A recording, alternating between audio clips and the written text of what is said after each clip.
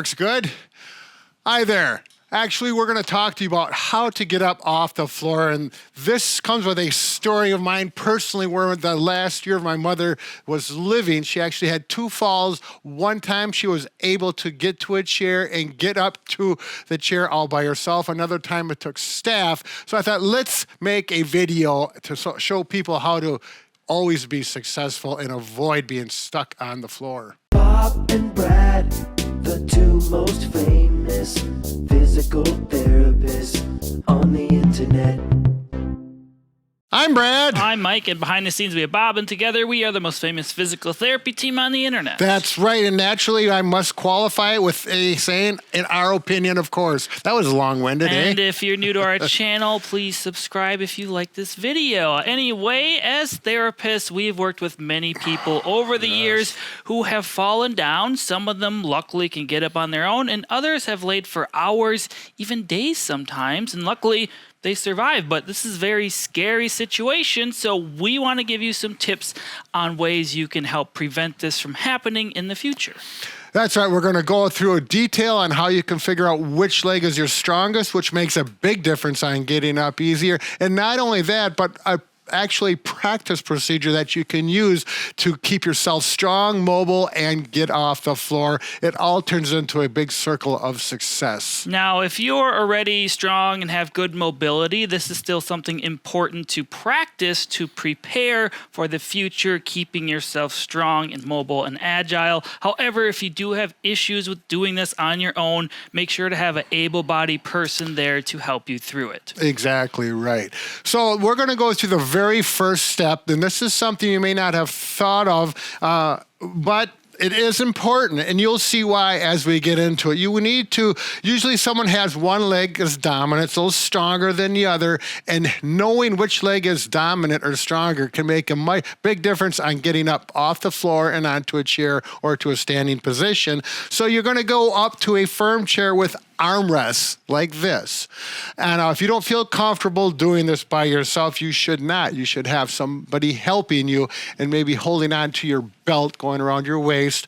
But what we're going to do is stand like this, stagger your stance. My right foot is behind, and I'm going to actually bring my right knee slowly down and see if you can go up and down easily. If that's okay, then you can go a little farther, and the goal is to see if you can touch your knee. Now, you may want to actually take a cushion, a pillow, a cushion of some sort, so that your knee is cushioned. You know, if you have a tender or pain, uncomfortable knee from arthritis, go down and then go up and just gauge. Well, that wasn't too bad, or it was really hard getting up.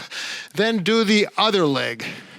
Okay, and then the same thing. Now I'm testing the strength of my right leg, and you'll probably find one of 2 things. Either one leg is obviously stronger than the other, or maybe they're about the same and you can do it. If that's the case, it doesn't matter for the future system of getting up. But if you got a stronger leg, you definitely want to know that. So we're going to go through a step-by-step process of how to practice getting down to the floor and then getting back up. This is things you want to do before you actually have a fall. So first, Brad, how do we get down? Well, I know my right leg is my stronger leg from the previous test, so I'm going to put that leg in front. I'm going to have a couch or something stable if you need it. Otherwise, we're going to go down like this. This is the strongest leg. It's taking most of the brunt, and I'm going to take my time and get down on my hip and roll this way. And you're going to learn how to you can adjust yourself by scooting, which is going to be important if you do fall. It's not going to be new. You're going to know from experience how your body works and how it works easier.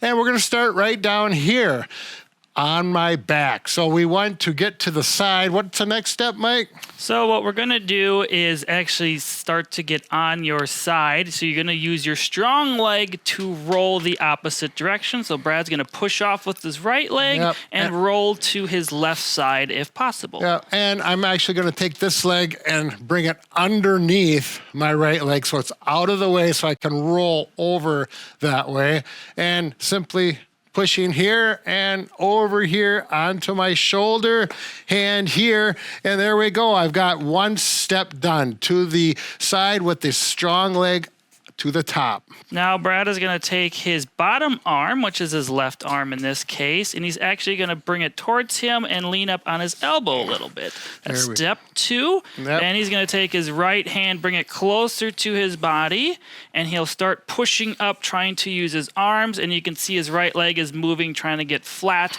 So he is trying to get over onto his knees is what he's going for. There we go. Yeah, so we got to do a little, this is trunk control here. We get up and slide this through till we get to here. And at that point, I'm on my elbow, my hand here, and I'm going to get my hips over my knees. And that's going to make it easier so I can get into this quadruped or all fours position. Now, for practicing's sake, what we're going to do is hopefully there is an object somewhere nearby, and we're going to actually crawl to the object if you can't get up from this position, and then Brad will kind of show what we did earlier with the testing again. Right. So if you are strong enough, you could bring your strong leg up first. It's always the one you want to go up first with. A hand here, and if you're strong enough and this is easy for you to do, or relatively easy and safe, you can certainly work yourself right up. And that's one repetition of the exercise. And then you will repeat that a number of times so it just becomes habit. You don't have to think about it anymore. But if you're in a situation, you're here, and this is way too difficult, you're going to need to either crawl. In my mother's case, she just scooted her body like this till she got to a chair with armrests, which luckily wasn't too far away. And again, over like this, hand up here, forearm up here. And again, that right leg's a strong leg. That's the one we're going to lead with. Use everything here, shift the weight towards the chair, and arms and legs all working together. And then we're going to turn and sit, because you're probably going to be pretty fatigued at that point if it's very difficult for you, which it probably will be if you need the chair to get up. And then you rest. Simply rest, rest, rest, and then get up if you have a walker or walk around as safe. So, what do you say, Mike? I say hopefully their floor at home is cleaner than ours when you're practicing this so you don't get dirty. Should I do it one more time without pausing? We can go through it real quick. That way if people want to rewatch and just see the sequencing, you can skip to this section. Again, practice this. Get down on the floor to here. I'll do it with my left leg. We'll turn it around so it's different. My left leg would be the strong one this time. The right one goes down, over, so the strong leg is on top. Get that elbow underneath, hands here, and then roll. Get that foot. I'm going to actually bring it underneath here. You'll figure all these things out after you do it a couple times. Over to here, up to here. Again, if you need something to hold on to, strong leg. Oh, there, my left leg is strong. Hand on the knee is very helpful sometimes. Up we go, and then down. And then we just simply go down and we repeat. And this is the practice part. Oh, I'm going to here, roll, here, up. There we go. You do this at home? What does your wife say? Just watch you? She enjoys watching, yes. No, seriously. I'm practice. Actually getting warm. I'm getting a little exercise. My joints are getting mobilized. It can be a really healthy exercise as long as it's done properly, safely, and only if you may need some help initially starting. As therapists, we practice this in the gym. You've done it before with people before sending them home. Yeah, we put them on the floor and make them work on it. I mean, we're normally safe. We put a big mat down normally so they don't hurt themselves Right. too Well, much, we need to be safe.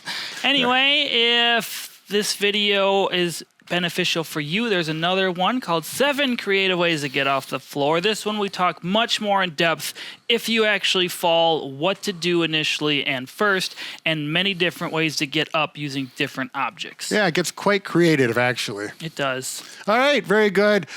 Be safe. Do not try to get off the floor. Hopefully you don't have to be in that position. And, enjoy the life of Ryan. Bob and Brad.